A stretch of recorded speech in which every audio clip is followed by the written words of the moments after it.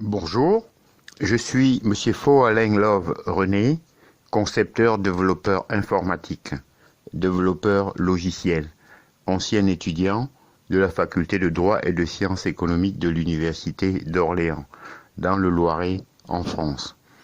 Aujourd'hui, dans le cadre du cours sur les grandes théories économiques, nous allons étudier la théorie de l'avantage absolu.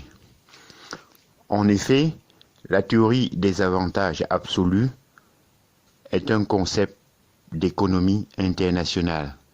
Il s'agit pour un pays de l'avantage qu'il détient sur un autre, lorsque, pour un bien, sa production par unité de facteur ou productivité est supérieure aux autres pays. Le terme est utilisé au sujet d'un individu pour désigner l'avantage qu'il détient sur un autre lorsque, avec la même quantité de facteurs de production, sa production est supérieure. Nous allons voir maintenant l'histoire du concept de la théorie des avantages absolus. Introduction. Adam Smith a introduit la théorie de l'avantage absolu pour décrire les situations où un pays a intérêt à produire davantage qu'il ne consomme afin d'exporter le surplus et d'importer des biens que d'autres pays produisent mieux que lui. Il part d'abord du cas d'un père de famille, car la maxime de tout chef de famille prudent est de ne jamais essayer de faire chez soi la chose qui lui coûtera moins cher à acheter qu'à faire. Il généralise cette approche à l'échelle du pays, puisque ce qui est prudence dans la conduite de chaque famille en particulier ne peut guère être folie dans celle d'un grand empire. Ceci autorise l'élargissement des marchés, la baisse des prix, c'est-à-dire donc l'accroissement de l'épargne, ainsi que l'accentuation de la division du travail. Les courants commerciaux trouvent leurs origines dans les différences de coûts de production pour chaque partenaire à l'échange. Un pays exporte les biens qu'il produit à un coût inférieur vers un autre pays du monde. En revanche, il s'engage à importer les biens qu'il produit à un coût supérieur. Comme le souligne Adam Smith, si un pays étranger peut nous fournir une marchandise à un meilleur marché que nous sommes en état de l'établir nous-mêmes, il vaut mieux que nous lui achetons avec quelques parties de notre industrie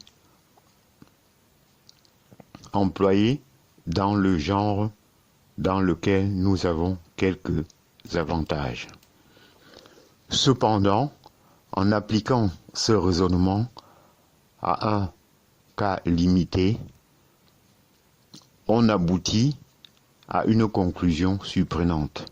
Si un pays peut produire à un moindre coût et sans limitation de volume, tous les biens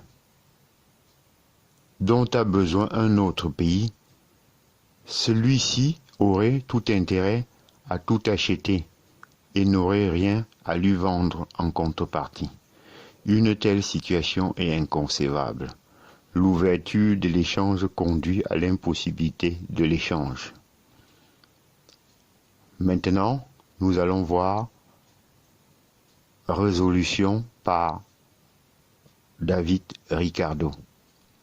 La résolution par David Ricardo. David Ricardo va trouver une solution à cette impasse.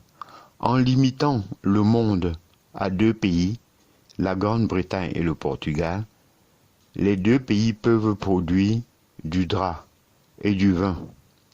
Supposons que la Grande-Bretagne est capable de produire 100 mètres de drap en 1 heure de travail et 1000 litres de vin également en 1 heure.